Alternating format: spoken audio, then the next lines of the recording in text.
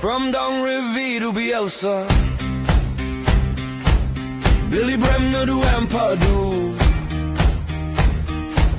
story stitched in every banner, every scar, every bruise. Yorkshire rose on our chest now, smiley badge, we rep the best. On the steps and in the turnstiles, every chant from the depths. Elland Road, hear us roar, we are Leeds. We are Leeds. Forevermore, from the cup to the streets. We are Leeds. We are Leeds. We are Leeds. Every lad, every last white shirt, heart that never leaves. Elland Road, hear us roar, we are Leeds. We are Leeds. We are Leeds.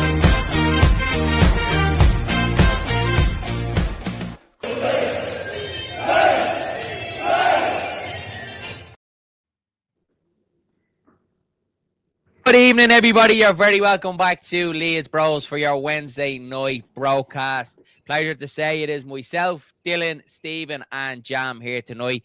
We're going to talk about Leeds United's brilliant week that we've had. Obviously, beating Nottingham Forest on Friday night. Fantastic result against Chelsea last night as well. And then we're going to take a little bit of a look forward to Leeds United's fixtures as well. So we're going to get the lads' thoughts on that as always. Jam, do you know what? I'm going to come across to you tonight. We'll go a little bit back before we go on to Chelsea. Forest on Friday night obviously was a massive game for Leeds United. We went into that off the back of, let's be honest, a slapping off Arsenal. And it was a massive game against Forest and probably a must win for me for the first time this season. We got the 3 points and it's just kind of snowballed into being a really good week now for Leeds.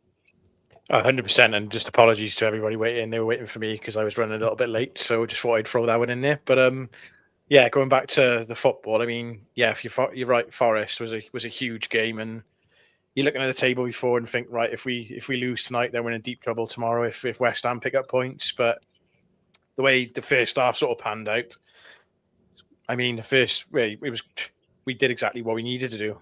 You know, we put them under pressure, and the second half then it picked up a little bit, and I felt like sometimes we were a little bit under pressure, but without sounding too much in danger. If that makes sense, in the second half, we're not in Forest.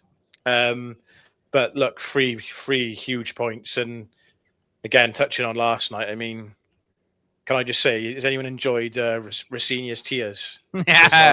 Frank Lampard 2.0, I was calling him. Honestly, I've enjoyed every second of it because. This is what football's all about, and being in the Premier League is playing these big teams, Chelsea, your Arsenals, your Man Uniteds, and I know we haven't done well against Arsenal this season, but to get a draw and the way we did it in the fashion that we did last night, I think that's the most pleasing thing for me, boys. You know, we're still fighting, we're still giving everything for the badge, and I've said on loads of times in previous shows, if you can see that the players are giving their 100% for the cause, then what can you complain about, really? So again, rambled on a little bit to the Chelsea game, but I did just want to say that really, really pleasing. And by the way, I was calling Metro a donkey before he scored the penalty. Just throwing that out there as well. But yeah, proven wrong. So yeah, lads, buzzing. Unbelievable. Couldn't sleep last night. And that's exactly what it's all about. Yeah, absolutely. Steele, what about you, pal? Obviously, we were over in Leeds on Friday, had a fantastic time over there, and we got the result to go with it as well. And it's just a snowball into being a great week. If you had said before Forest, you know, we'd pick up 4 points out in the next two games, we would have said unbelievable. Great result.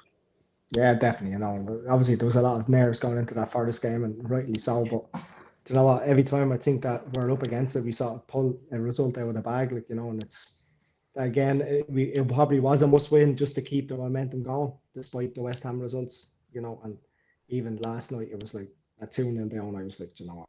Let's just chalk this one off and we move on. But again, they showed fight and determination and got back into it, and an amazing point at the end of the night. And you know, we just keep chalking off these points, and you know, I can't ask for any more, to be honest.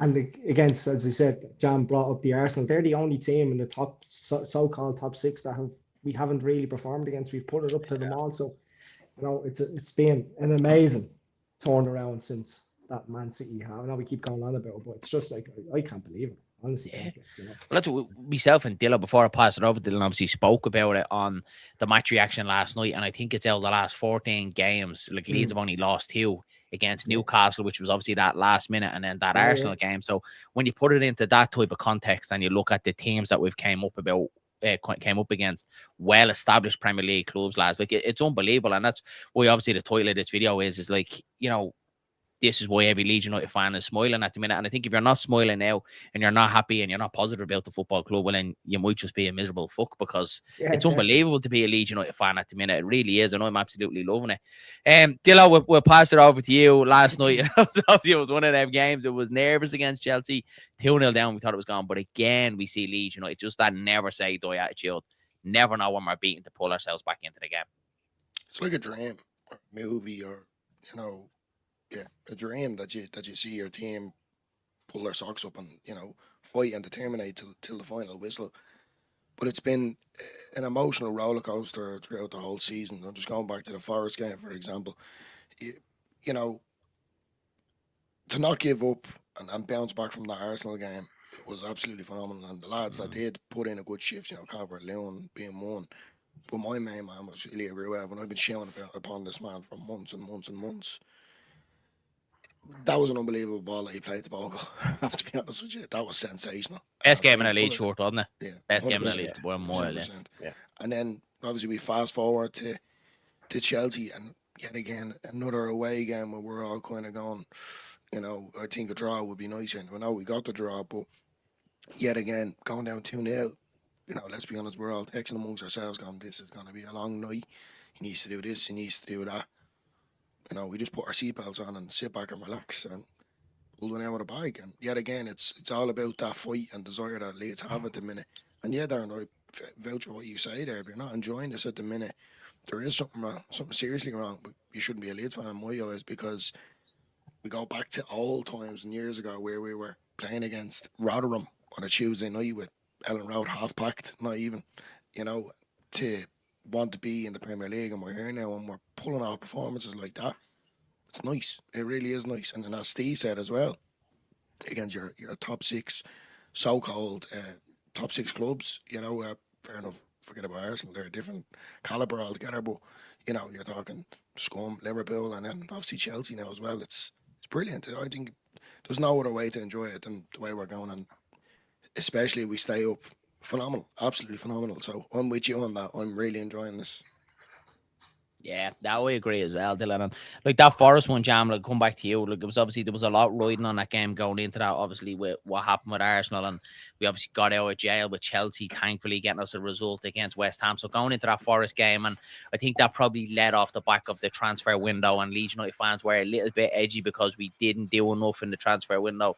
You know, especially in that striker department. We've probably seen a little bit of that yesterday against Chelsea. So that Forest game was obviously a massive game to go and win. And that's something earlier on in the season that we seen Leeds United going away to them teams around us and losing. Like Forest obviously dispatching us 3-1 down at the City ground, Burnley beating us, Brighton was beating us as well. And it just felt like everyone else around us was beating us. But now this Leeds United side that we're seeing are totally different. Now we're beating them teams that are in and around us.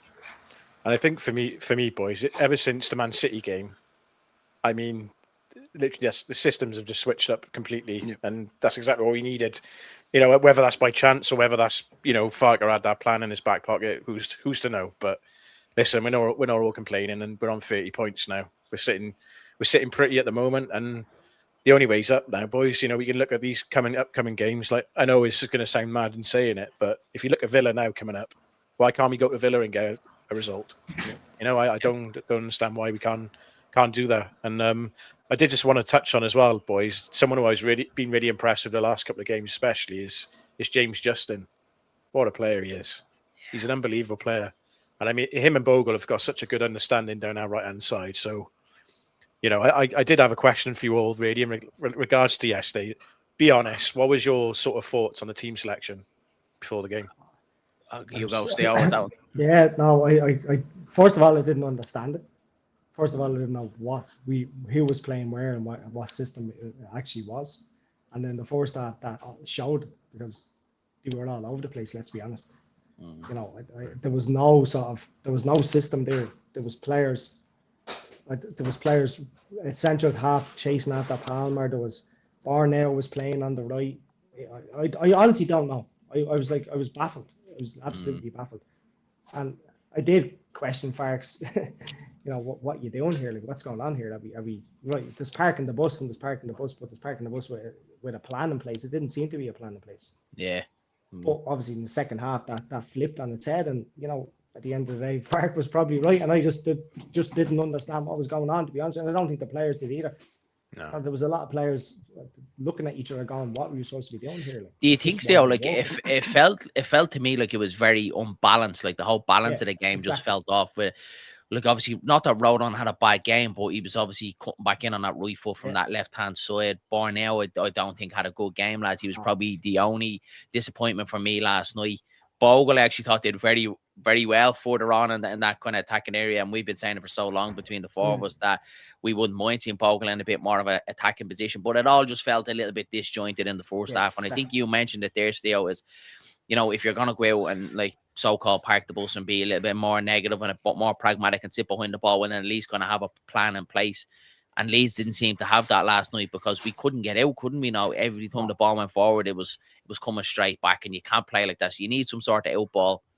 That obviously comes down to missing Dominic Calvert-Lewin as well. So I don't particularly think that Farke's selection from the start of the game worked. I actually think when we changed it back, when Barnell moved out of there, James Justin went to the right back position. We looked a little bit more balanced then after that, especially when Okafor came on as well. Because I thought we were missing that little ball carrier as well. So I actually think when we changed it, and that's something that we've probably been critical of Farke, isn't it? Is that he usually sticks with his team selections. He usually sticks with his tactics. He doesn't like changing it, and he did, and we end up getting a result. So for me, that shows an improvement in Daniel Farke as well, that he's willing to change now, and basically admit that he got it wrong. Well, yeah, I think within the first half, when you're looking at the team sheet, with Calvert-Lewin being out due to illness, I'm a big fan of Calvert-Lewin. I'm not putting him down, but I don't want to solely rely on Calvert-Lewin to get us goals, number one, or be the whole player that he is. And with Mecha coming in, I know he's been out for a long time. He's the same kind of build and similar type of player. Obviously, different players altogether, but I mean, the same kind of personnel when it comes to playing. So I think within the first half, it was very frustrating. And as you said, there seemed to be no plan in place. But then yet again, when halftime came, I kind of said to myself, I think this is it now, whether Leeds get into this or not. But then we switched it. And for the likes of Okafor coming on, an easy goal, top in, don't get me wrong. But we got into them areas with Jayden Bogle obviously dominating up the pitch and going on one of his mad runs, and no one could get the ball off him.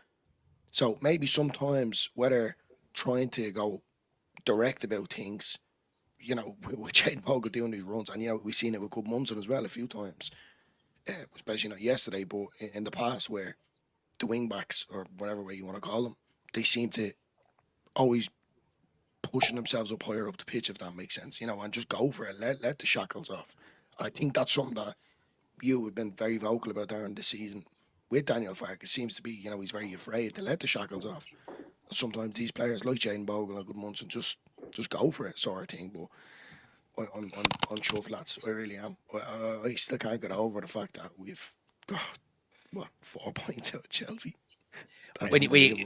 I'll come back to you, Steve. I was obviously mentioned there a little bit about Jayden Bogle, and he gets his goal against Nottingham Forest as well. It was there for a while. I felt like Bogle kind of went off the boil a little bit.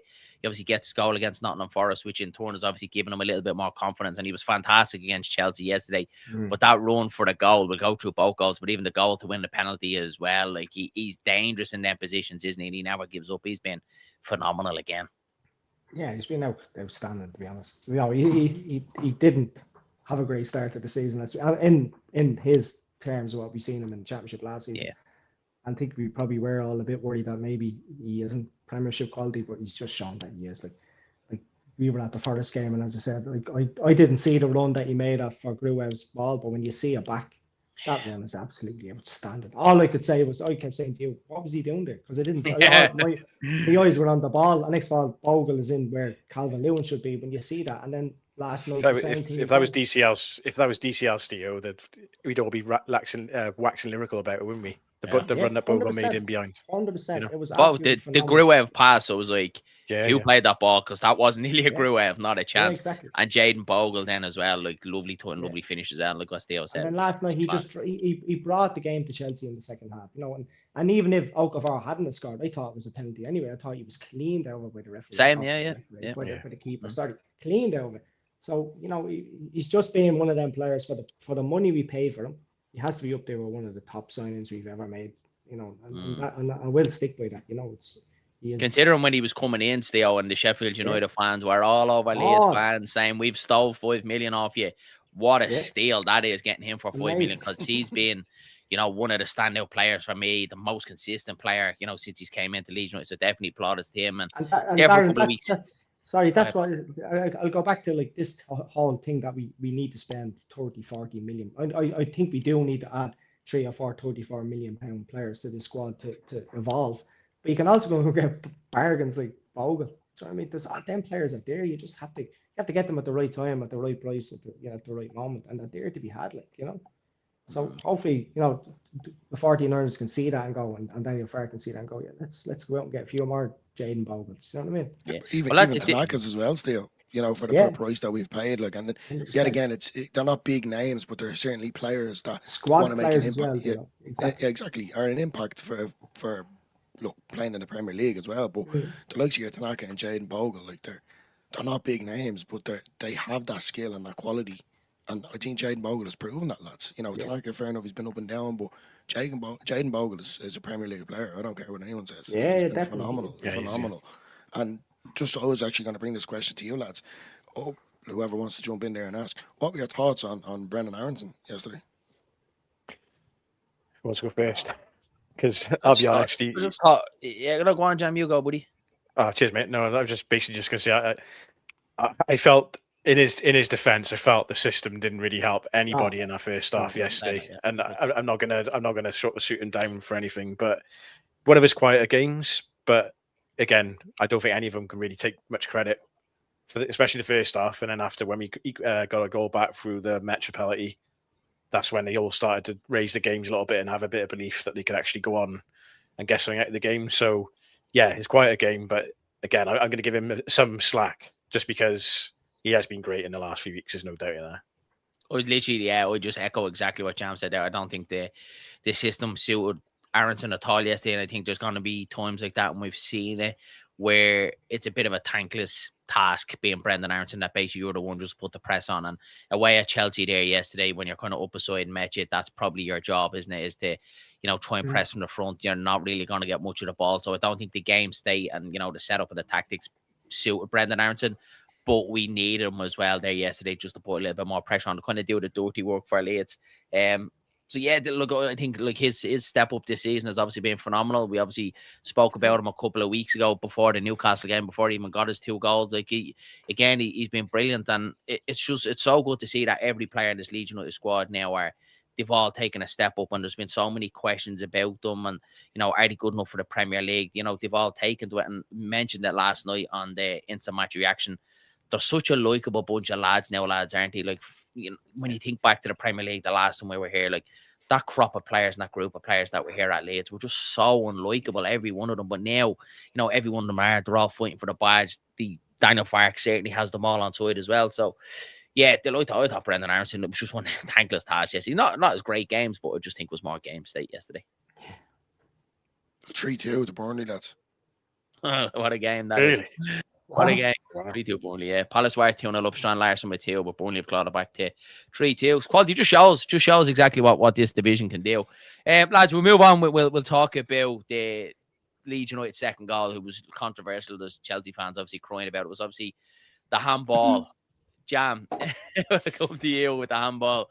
Like, for me, like, it was I obviously hate saying this to Leeds fans. For me, it was a handball because we've seen it before in the Premier League that if the ball touches your hand in any part of the build-up before a goal, it's normally ruled out. They obviously said it was accidental handball, which I was delighted about. But if I'm putting the shoe on the other foot, and that was against Leeds United, I'm absolutely fuming. So for me, I think we got away with one there. What are you talking about, Daz? Nah, I I get it. I do, because if that was against us, I would be like, "What's VAR doing? That's their job, is to pick up on things like that." But honestly, I probably have got my Leeds that one. I think it's a goal, and I don't think there's anything wrong. I don't think there's anything wrong with it, if I'm being completely honest. I mean, look, it's one of those things in regards to where else can he move his body to at that exact moment. So I would say I would probably lean more towards, yeah, it probably is a goal. But again, it's one of them that you could probably sort of give the other side of the argument to and think, oh, if I was against us, it probably would be a bit of a touchy subject. But hey, got a second goal. That's all I can say. We'll take it all day long. I think for me, when it comes to the VAR, lads, it brings me back to the hauntedness of Crystal Palace with Patrick Bamford, which was absolute madness. Yeah. So I think for me, at the end of the day, you get as what's the saying? You give as good as you get, sort of thing. Yeah. And for me, yeah, if it was against us, it was handball. Simple. but it wasn't, because it was us, and that's the way I look at it. It's just one of them things that different opinions, you know. And obviously, I'm gonna call him Will McKenzie from the Inbetweeners, because that's who he looks like. I seen his yoke, his press conference, and he was just pure angry with the person that was asking him the questions about it, that supposedly hit up onto his elbow. But stop crying. Chelsea, just stop whinging, like, you know. He's 2 points out. What did he get? Oh, sorry, 4 points out. You need a bit of luck, lads, as well, don't you? You need a bit of luck in those moments, those big games. So that's what it's all about. Yeah, that's what it's all about. Honestly, I didn't even celebrate the goal, to be honest with you. I was like, I didn't know what was going on. The handball, there was a penalty in there. I was throw was solid. I was like, Okafor just tapped in. I was like, something's happening here. Something's wrong here. And then I was like, Cardi was standing beside me. We were like, it is a goal. It was just one of them. I was just waiting for someone to say there was something wrong. It was either a handball or the penalty there was.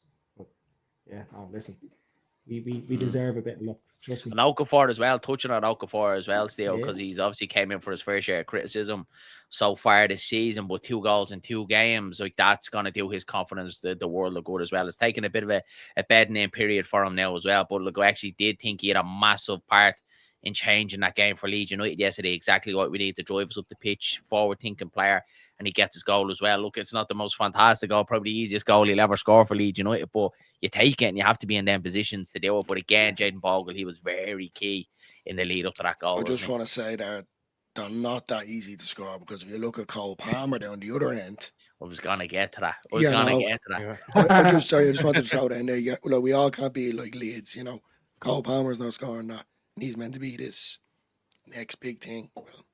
Well, I missed a few myself, but you can't be missing from there. Was it 2, 3? Yeah, we might as well just talk about, lads, because after Leeds United went 2-all, it was a weird game, because when Chelsea went 2-0, it was like Chelsea sat back in and invited Leeds on, and we were more than happy to do it. We get ourselves back in the game, and then we kind of done the same thing. We kind of sat back in and we invited Chelsea on, which was a bit disappointed in, but they bombarded us, lads, didn't they? Every cross came into the box, every opportunity they could get, and it just felt like Leeds just hold on to this one, make that a little bit more sweeter, a battling performance. But I don't know how we missed the jam. I'm going to come across to you. Look, it was a lovely build-up play. The football and the lead up to it was unbelievable. Lovely flick from Joe Pedro. Great ball from Casado. You can't really defend them, but Cole Palmer, I'm sure he was wide awake last night playing that chance over in his head. It was easier to score. Oh yeah, it was. Yeah, and like, there's a reason why I played at the back when I was playing, because I would have rosetted that myself. But yeah, like, to be honest with you, I don't think he. Like saying, I don't think he really did that much in the game, Cole Palmer. Listen, he's a talented player, but this is why I'm impressed with James Justin, because I felt like there was a few times in the second half, especially near the last 10 minutes, where he was carrying the ball down the left, Cole Palmer, and James Justin he wasn't diving in. He was just standing in. You could have seen loads of times where defenders have dived in, given a stupid penalty away, which Beale did for the Cole Palmer penalty. But yeah, look, a player of his quality, and I've seen so much of him in the media saying he's the next big thing for England and all this kind of thing, but it's a stone waller. It's harder to miss. Let's be honest, it really is. Yeah, I think we deserve that. Look, do you know what I mean? Yeah, definitely. How lucky have we been this season? Newcastle, exactly. Fulham, Bournemouth, you might as well throw in there. You know, there's been so many times that we have been on the receiving end of results like that. So, you know, football is as well about luck. and sometimes the luck is with you. It And levels us as a out in the football- end, Theo, doesn't Yeah, it? exactly, It's over the exactly. course of a season, yeah. And Yeah, I think and you're right there, Theo. I think we deserved a little bit of luck, and like that. Obviously, we get a bit of luck for the handball. We get a little bit of luck at Cole Palmer absolutely shitting himself in that position. So He yeah, was we take freezing, it. that's why. what to just make it a referee, lads, in the game. Like, Jesus, he was. He was handing out yellow cards, just like I think the sweets, two like, first Chelsea yellow cards were yellow cards, but after that it was just like free for all. I was like, so we would Did take those Rodon yellow get cards. one? He probably got one for getting pushed into the Hardens. Do you remember that, Someone got Gavin? one, and I remember I really dig the telly, lads. I'm not gonna. Did lie, Estavo there was get no yellow yellow. for that? Because I didn't see No. Estavo No, get he yellow didn't. card. No, No, he he But didn't. for No, he me, didn't. like whatever, call me like woke or back in the 60s or 70s, that was allowed. Yeah, But like, he knows exactly what he's doing to Joe Rodon. yeah, He I'm knows he's slowing down. He's going to be off balance, and he gives him a shove just as he gets to the line. For me, that's a yellow card. That's like dirty, proper dirty. But- That. But there's so many yellow cards in the game. I know it was like for ridiculous. excessive fouling and that. But I thought Rob Jones, he just lost control of the game, didn't he? Yeah. The first he was like he was letting a few go, and then he was giving the yellow cards for soft ones, even when it wasn't excessive fouling. I was like, I didn't really see any consistency in his performance. Even at half time, actually annoyed me. Look, it's nothing big, but all the players gone in the tunnel, even the referee was. There's still a player out there, man. You're meant to be managing a game here, first and foremost. Like, whether he had a word with Estavo in the tunnel or whatever it was, it just seemed to be a bit all over the place and very unfair. Like, they're going on about handball and, they're us being lucky with Palmer putting it over. You sent a warrior, by the way, a pure warrior, into the banner. As you said, Darren, you knew exactly what he was doing, and you could have seriously got hurt there. And there's a dip as well. And look, I'm not trying to make it about myself, but where I've done my knee, I went down a dip. Your body can't control gravity, when he was falling down it was, he seriously got to go hurt there. Like. Yeah. Jam touched on it there, still be all for the penalty. We won't go too long on it because obviously at the end of it, look, it is what it is. But I don't know what he is thinking about in that position. He's gone away from goal. He doesn't have to put his hands on him whatsoever. I'm just going to put it down to is that he's been out injured for a couple of matches, probably a little bit rusty, a little bit off game speed, but it's one of them. It's just, as soon as he does, you're shouting at the telly, going, what are you thinking there? Like, just stand them up. And I think for us as Leeds fans, we need to stay away from. We're so used to being all about the negativity and the bad parts of the games. Let's just concentrate on the good bits. Because after that, he was outstanding. So, do you know what I mean? Mistakes are made in games. You know? I'm sure he look back at that and go, "What actually himself? Gone? What was I actually doing there? Like, do you know what I mean? You're just playing into Chelsea's hands there, like, But yeah, let's move on. The result went their way in the end, and I think you're right there, Steve. I'm like that as well. That I'm definitely erring on the side of positivity this year. Now I think it's easy. Like, football obviously moves on very quick, and you kind of forget of your feelings and how you talk going into the season, what Leeds United need to do, and where we were only a couple of months ago when we lost them 4 games in a row. Like, I just think it's unbelievable the turnaround that Leeds United have had today. How we're putting it up against these so-called bigger teams, the fight that these Leeds teams. I'm delighted. This is exactly where we wanted to be, is getting back to the Premier League and putting it up against these big sides. So it's absolutely phenomenal. I think. I just say something. So, like, all the when I go to work and I'm surrounded by Liverpool scum fans, whatever it is, and there's one fan in particular, a Liverpool fan. He comes up to me every time I'm in work, and he's like, and it's something. He said something to me, and I was like, yeah, you're right. He's like, he's around 30 points now, and I'm like, yeah. He says, Jesus, you're looking up. But I think all of us just keep looking down. But I think other football fans around us are going, these are on the up here. Like, they've lost 2-14. And I don't think we give ourselves enough credit as a football team, as a club, as a fan base. Do you know what I mean? Whereas we're so enthralled in our own little bubble that we're not seeing what other fans are thinking of us as a club and going, Jesus, I wouldn't want to be playing. We seen this, Theo, didn't we? The prime example was it against Forest, obviously 3-0 up with Cruising. Forest get one back, and Elland Road went very nervous. And me and Theo were sitting there going, like, we still have a 2-goal lead here. Like, why does Elland Road go like this? And it almost at times like that, it can almost be a negative impact because you could feel the tension then around the stadium when they still kind of got control of the ball then. And me and Theo were like, why do we do this to ourselves? Why do we live in this? But I just think it's just scared, isn't it? It's just years of trauma. It is, but it's also the love for this football club, lads. I probably am being biased, right? And any fan out there, whoever club that they support, it's different when you're Leeds, and I think we all know that. And Darren has said this before on the channel, right? And I love when Darren brings it up, but I'm going to bring it up this time. Me and Darren are walking down the street in Dublin, and you'll see two lads on this side and two lads on that side. Two of them are wearing United jersey and two lads are wearing Arsenal. They be just to walk by each other. Whereas you walk by and you see a fella wearing the Leeds jersey, the first thing you do is a salute. It's a different kettle of fish, lad. So I don't care what anyone says. And I've seen that from at a young age with Darren showing me Leeds when I was 5, 6 to seeing everyone else. Like, you know, as I said before, going into school and they'd be all talking about, I don't know, let's say Wayne Rooney's goal. I'd be there going, lads, you see Beckford's goal the weekend? Absolute screamer. Now they're looking at me going, look, what's that about? You don't get it. You don't get it. So I think for me, what you said, yeah, it is. It's years of PTSD and worry, but it's also we're a family and we just love this club so much. It's the fear, lads. We've had passion. so much bad stuff happen to us over the years. We've had so many, like, you know, playoff final defeats, relegations. We've had so much bad stuff happen to us over the years, and we've taken so much flack, haven't we, over the last couple of years. But we obviously mentioned that off air before we came on.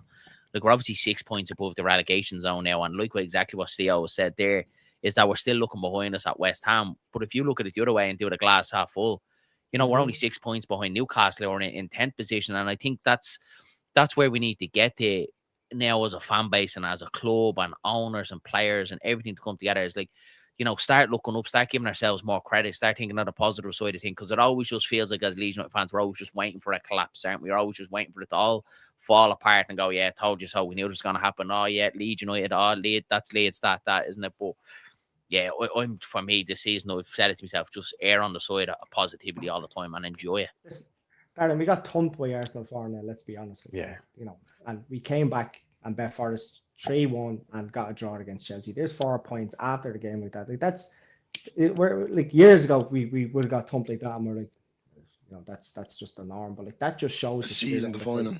That this squad has, when you can go into a game like ours and get thumped and just brush it to the side and move on and come out with 4 points in 2 really difficult. Don't have to Newcastle as well, still, after the way we lost Newcastle as well. Sometimes a loss like that, when you put so much into it and knowing you should have got something out of the game, to lose in the dying minutes of the game against Newcastle, I was kind of worrying after that, going, right, this is the first big test we've had. We're after losing this game now, after being on the back of a good run.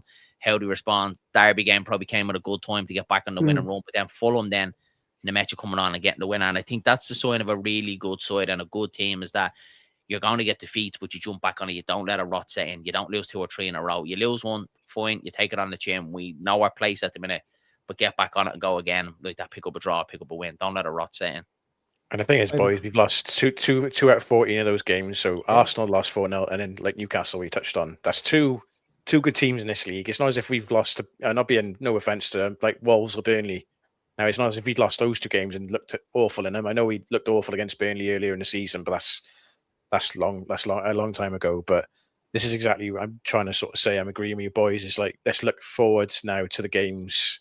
Let's look up and then just think now. We just need to focus on ourselves. We don't need to worry about anything that's going on around us. If we do the business ourselves, then the league will take care of itself. So I get it, because I've always been like, oh, West Ham and Forest, how are they getting on tonight in Burnley and Palace? And it's like, I do get it, but let's not get consumed by that. Let's enjoy the ride.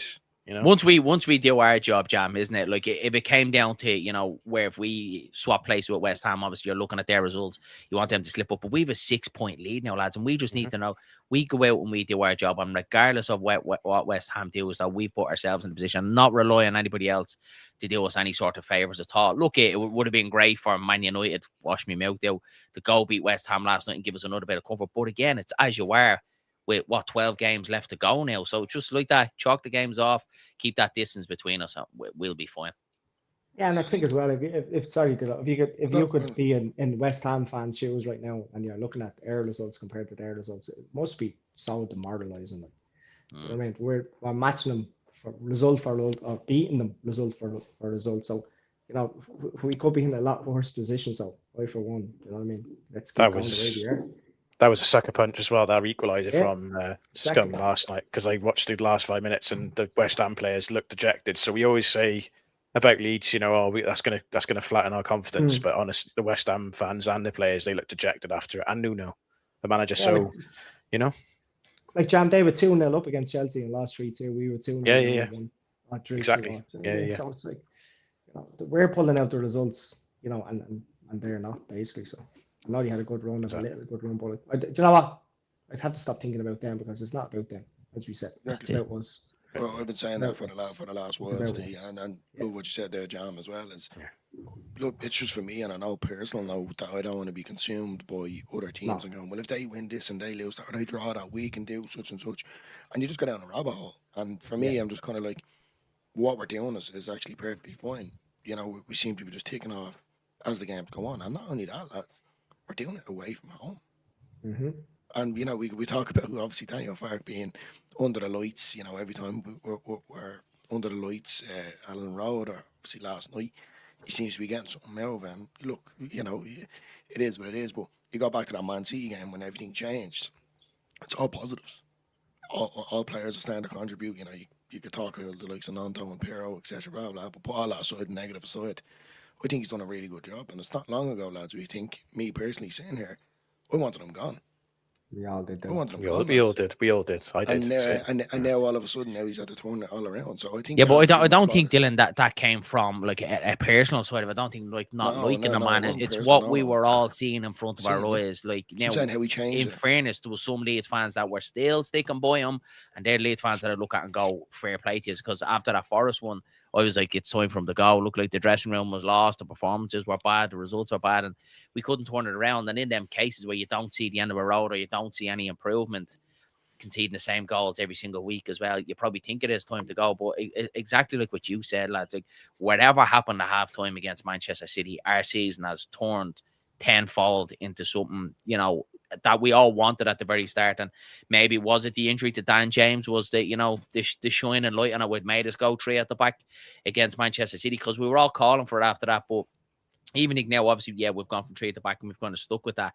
But it hasn't been rigid, you know, to 3-5-2 in games. You know, when we played Brentford away, we went back to the 4-3-3 against Liverpool as well. At Elland Road, we went to 4-3-3 as well. But I like now that we do have this flexibility and different dynamics, that we're not just completely rigid like the way we were at the start of the season when, you know, we knew what formation we were playing. We knew the personnel. We didn't really seem to deviate from that, which even there against Chelsea, look, I'm sure, you know, Chelsea and Ian Rosenthal, when they seen the lineup for Leeds United, going, what's this? What are they doing here tonight? Because I'm sure they didn't expect that at all. And that's what I kind of like from Farke now as well. He's starting to show a little bit more tactical now. He's not saying he's a tactician or anything like that, but he's starting to show a little bit more and making opposition think, because before we knew what he was doing. So they definitely knew what he was doing. As I was saying there, from the Man City game, it seems to be me and you doing our Star 11 shows, or Stephen or John, or any Leeds fan or any football fanatic, to be able to look and go, I know who's going to start for Leeds and what way they're going to shape up. So to be able to now change, whether in game or before game, and then also sitting here, you know, whatever it was Sunday against Birmingham, but the Villa game, I don't know who's going to start. I don't even know if Darren's going to be in there. We don't know now. And I think that's what gives Leeds that bit of confidence as well. And Daniel Farke, you know, he keeps his cards close to his chest sort of thing. And I think it's the right way to be, to keep us all guessing. And as well as that, for players that are doing well, like Okafor, which is a confidence player, starting to contribute now in games. And like what Darren said yesterday in the match reaction, playing up front, first time we've seen him do it, and took it, was actually all right. Took it in a stride, yeah. So that's what I'm liking. I'm missing, like, lads, we were missing some key players there yesterday as well in that game. Obviously, like in our backline, Stroke was gone. No, Stack, Dominic Calvert-Lewin was a massive miss as well. So, you know, we went away to a Chelsea side 2-0 down, nowhere near full strength, and was able to claw back as well. And that's what, like, there's just so many positives to take, lads. I just think it's fantastic to see. And like that, when the lads do come in and the players that have been on the fringes are able to come back in and put in a job and put in a performance. So it's deadly to see. So good. You also got to think of. Sorry, go on, Stu. No, you go. You go. I have a question. So, obviously, we're playing in the FA Cup against Birmingham on Saturday or Sunday. Is it Sunday? Sunday. Do you think it's a distraction, or do you think it's something that we should be looking to progress in? Wait, and you want to go? I think still. I think we have to. Like, I think we have to look at that and, you know, like, go for it. You know what I mean? I'm not sitting here saying, you know, put Calvert-Lewin out and put Abadou out, put all our best players out, but put out, you know, the best side that you think they can go and beat Birmingham. Like, for so long we've heard the Leeds United in the Championship, and I agree with it. You know, don't worry about the cup. We're never gonna go on and win it. just get out of the championship, get back to where we belong. We're 6 points above the relegation zone now. You know, we're 6 points off, you know, the top 10, top 11, top 10. So I'm like, I'm of the mind is that I always loved the FA Cup growing up. I was always dreamt the Leeds going to Wembley playing in an FA Cup final. And why can't we do it? You know, we seen Crystal Palace do it last year. Like, you can't all sit there and say to me that we'd love to see Leeds United stay in the division and get to an FA Cup final, whether we win it or not, because it's down at Wembley, you know, yourselves. But just for Leeds to walk out in an FA Cup final, lads, I could probably cry my eyes out if they just walked out. So I'd love to see us, you know, go on a nice cup run and get there. It'd be absolutely fantastic. But the other side of it is as well, see how if we go out, you know, it's not detrimental either. We just get back on the horse and we look ahead to Villa. But I'd love to see Leeds United go on a cup run. I really would. I think for me, Steo, just to answer your question, I think it's also a good sort of game for the sort of rotation players to come in and actually stake a claim for the first team, because, you know, Tanaka isn't being used as much now. Nanto's not being as used, so, you know, it's their chance now to sort of stake their claim for a spot in it, and, you know, to grab a jersey. And the thing is, as well, is God, my brain went faster than my actual words. Then, what was I saying? Yeah, like the rotation jam that you were saying, it's a chance for Nanto, Pirro, Longstaff, Tanaka, all these players, even Perry, lads, is it, you know, Perry, you know, yeah. And the FA Cup, you want to progress. Like, when's it going to be acceptable for us to actually, you know, go for it in the FA Cup? Because over the years, we've either got promotion for the Championship or we're in a relegation battle, so we need to rest players. I think we're in the Premier League now, and I've read loads of books about, you know, Norman Hunter's book. I've read his book, and they all used to say that was one of the biggest trophies ever. And, you know, when you see, and I think the Queen even gave him the trophy at the end of the game. Yeah. So it's a massive thing. And for me, I'm a bit of an old school football fan. I liked the magic of the FA Cup, so I'd love to see us go as far as we possibly can. Definitely. I just grew up on a jam there, like exactly what you were saying. You said it a lot better than what I did. Is look, I grew up with my dad telling me about that Leeds side in '72 winning the FA Cup, and, you know, the first pictures that I seen of that. Like, that's what I want. Like, I want to see Leeds United win trophies. Ultimately, that's why we all support our football team. So I can never ever go along with the narrative is that, I don't want to win that trophy. It's a Mickey Mouse Cup. That's why we play football, is to win games of football and win trophies. To sit there and say you don't want to win a trophy for me is wild. So if we go on the cup run, absolutely fantastic. I'd love it. If we go out, it's one of them, right, put it aside. We've a league to concentrate on after that. But I would love a cup run, lads. I'd love nothing more to see Leeds at Wembley in an FA Cup final. I think exactly what Jam said. I was literally going to say the same thing for the likes of Pirro, Nanto, etc. to be given a chance. And the way I look at it as well, the way that he sets up on Sunday, you should be starting these players, because if you have them on a bench in a Premier League side where, fair enough, they're not getting on, but they're there for cover in certain areas of the pitch, but what makes you think that you're going to trust them? If you're not going to bring them on for the FA Cup tie, what makes you think you're going to bring them on in a Premier League game that could potentially define our season, you know, in one of them games sort of thing? But for me, I agree with Darren.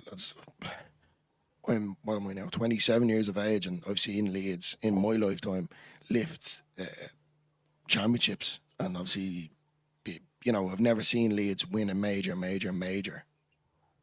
cup. So for me to go on a cup run, it would be unbelievable. And then, as Jam said, to exactly echo what you said, Jam, is when do we actually give our time? Because we hear the same thing every year. Just concentrate in the league. When do we give ourselves that chance to go, no, well, we are concentrating in the league, but we're going to give this our best shot. You know, so, and I think for me, at the end of the day, go out on Sunday with a squad, obviously of rotation. You spend 17 million on a goalkeeper, so you use them. Just to highlight, you said that I just can't. Again, I might be slated. I just can't. I don't like. I hate losing, boys. I don't care what game. I don't care. I don't care if it's a game against under 10s or something. Or I just don't. I don't like losing. So a game of that magnitude, you shouldn't take lightly. You should respect that narrative. The last one when we played Derby, seen it all over Twitter, and it drives me mad that it's like, not ours to be lose, not bothered about this game. It's like, you support Leeds United Football Club, no matter what game they're playing in, you should want them to win and progress and be the very best that you can be. This thing of, let's just go out of the cup and concentrate in the league, it just blows my mind. I can never run along with that narrative. Even the League Cup, lads, if you were to turn around and say Leeds United win the League Cup, I'd be delighted. I'd be on the piss for 2 weeks, like after it. Like we're after winning the European Cup, man. That's what football's all about, winning matches and winning trophies. So I hope we progress anyway. And it was mentioned there, and we forgot to say it, like the FA Cup equals European football as well, lads. You know what I mean? Why not? Stay in the Premier League and European football next season for Leeds United. Why not? Wouldn't it? Yeah. Great. Unbelievable. Jeez, imagine the piss up us going to Europe, lads. Leeds all over Europe. God. Well, I'm not even married, but I'm getting divorced straight away. Let's take a bit of a look then after Birmingham, lads. So obviously back to the Premier League then. So Villa away next, Man City at home, and then up after that then we have a couple of winnable games. Sunderland at home, Palace away, and then Brentford at home as well, lads. And you're probably looking at the match side of it now. Like Leeds probably only need 3 wins and a draw realistically to make sure we're safe still. So really, if we can really knuckle down over these next couple of games, we could be safe enough, over the next, say, 3 weeks, hopefully. Oh, definitely. As you said before we came on, like it's like the Villa game. Why not? If we're not any pushovers now.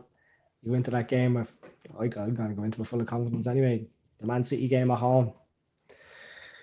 Listen, it is what it is. You just go into that and you try to do your best and try to get a result against them. But again, why not? And then, as you said, you've 3, not easy. There's no games in this league that are easy, let's be honest. But they're winnable games. So favourable, I think any game is winnable. Yeah, exactly. So I just think over them 5 games, as you said there, like, there's lots of points to be picked up there, and we could come out with them 5 games, as you said, safe. Imagine we could sit back, relax, something that us Leeds fans would have, either whether it's nearly getting relegated or going for promotion. That's what I want out of the season more than anything. It's just to have a run of 3 or 4 or 5 games where you just go, do you know what, we're safe. We can relax. We can watch games without, as you said, being 3-1 up against Nottingham Forest and nearly having a heart attack because you're 3-1 up against Nottingham Forest at home, because the nerves are just there and you just can't relax. It's always in the back of your mind. You're always waiting for a Leeds thing to happen. But I think we definitely could come out of these 5 games safe, and as I said, why not? And then we go on an FA Cup run then as well, Theo. That's it, isn't it? 100%. I just don't want to leave it till the last game of the season against No, it can't be, Dylan. It can't be. That's what I want. Darren, you remember it won't be the last one. It won't go that I don't think. No, that's all I'm asking for. I'm not asking for much. Just don't leave it till the last day of the season. Well, the thing is about now, lads, everyone is waxing lyrical about West Ham at the minute. They've won 3 out of the last 4 games, 3 out of the last 5 and a draw, and they're on great form. Like, they're still 6 points behind us as well. So that unbeaten run that Leeds United went on, that's exactly what we needed, to give us that little bit of breathing space. And now it's exactly every single week. It's just keep matching their results, and regardless of what they do or who they beat, it doesn't matter, because Leeds United are doing our job. And it's not only them now, lads, like Spurs are behind us as well. You know what I mean? Yeah, like, what are they going to do? Forest are going to do us. Like, everyone's looking at West Ham as well. Like, they're behind us as well. So, like, they're in a lot worse positions than us. So, yeah, I'm definitely of the mind now. Start looking up, lads. Stop looking behind us now. 6 points, from that top half, 6 or 7 points from the top half. Start looking up now. Change that mentality. Spurs are in real trouble, lads. And they're in real. It is great, yeah. Because, like, the thing is this notion of, because it's Tottenham, they're too good to be down there. Well, they're not, because the table doesn't lie. So they can't. It's not. There by luck. That stadium built for $1 billion or whatever it was to try and push them back into the elite of Europe, and they've gone the other way the last 2 seasons. Sacking a manager after winning a European Cup and all, like, that's entitlement. That's finest for me. And they're down there, aren't they? Somewhere down there. It'd be a great away. It'd be a great away day in a championship, wouldn't it? So yeah. Does Archie have a relegation release clause? That's what I want to know. Yeah, I'll buy him back. What should we sell him for? 25 or something, was it? 25. Buy him back for 10. Yeah. That's it. And West Ham go down as well. Let's be honest, it's probably unlikely to go down, but it's not outside the realms of possibility, lads, because they're only 5 points above the drop, aren't they? And so it's, it could very easily happen. Like, Arsenal up next in the London Derby as well. They've some tough games coming up as well. I really want the top 6 club to go down. I really do. I want them to suffer like we suffered. Like proper, like, yeah. I'm going there, lads. Look, I'm talking suffer. We've suffered for a long, long time, and I want them to suffer. I want them to be looking up and going, yeah, well, what's it like down there? It's not nice, is it? That's what I want it to be. And it'd be great to see Spurs go down, to be fair. I'd rather Spurs go down than West Ham, lads. To be honest, boys, really, I don't really care who goes down as long as it's not us. And that's, again, they love Tottenham to go down, but if West Ham go down instead of us with Forest or Palace or whoever else is down there, then that's fine by me. Even look at West Ham as well. Like obviously what they've done with Moyes, like they were in the ship before Moyes came in, steadied the ship again, won a European trophy for them, and then deemed not good enough. We're too good for you. We're going to kick on, and look where they are now, and look what Moyes is after doing with Everton. So it's a prime example. The grass is now always greener, exactly with sports as well. So sometimes you just have to know your place a little bit, don't you? So we'll see. Definitely an interesting one. 12 games, lads. 12 games to go. It's gonna go thick and fast. But all these you have to keep doing is just keep chalking off them wins, and why not? Why can't we be safe to stay on in 3 weeks? So I'm still smiling there thinking about it. Look, no, I am. Listen, it's my dream. I just want it. I just want to be able to relax. That's all it is. I just want, it's torture. Yeah, it is torture. Don't worry. Win. Well, I imagine this a situation where we're going away to Old Trafford. A win at Old Trafford sees Leeds United survive, and we do it. Unbelievable. Dreams and all that, lads. Why not? Calvert-Lewin scores a 90-minute winner. Oh my God. I can taste the points. I can taste them. Right, lads, I think you think we got work anyway. Right, lads, we'll wrap it up there. Still want to say before we wrap it up and say goodnight to all these wonderful people, we'll give you the final bow out. Oh, just delighted. As I said, to go to the Forest game and after be at the Arsenal game. Not that I walked out there and all the press around, and I didn't. I walked out there with a bit of pride. The fans were amazing, but to go to the Forest game and get that win and then get that result last night at 2-0 down at half time, I had no hope whatsoever. Honestly, do you know what? I actually zoned out. I was like, you know what? It is what it is. We move on. So to get that bonus as well, and to have West Ham nearly win a game as well, and not win a game and that fucking Ege not get his hair shaved. It's all great. You know what I mean? You know what I will say to West Ham? They put up on their TikTok of all the players getting their haircuts today. Did you see that? Someone love that bit of shit house reach. Why not? It's all a bit of crack. Right, lads, we will wrap it up there. Thanks very much to everyone that dropped in. Thanks very much to Jam and Stephen for joining us again tonight on the broadcast. Really enjoy our Wednesday night now when the two boys joined us. Thanks very much to you, Dillo, for being here. And same to you there. Thanks very much. I was waiting for that. Right, we'll leave it there, guys. Mind yourselves, mind each other. We'll catch you in the next one.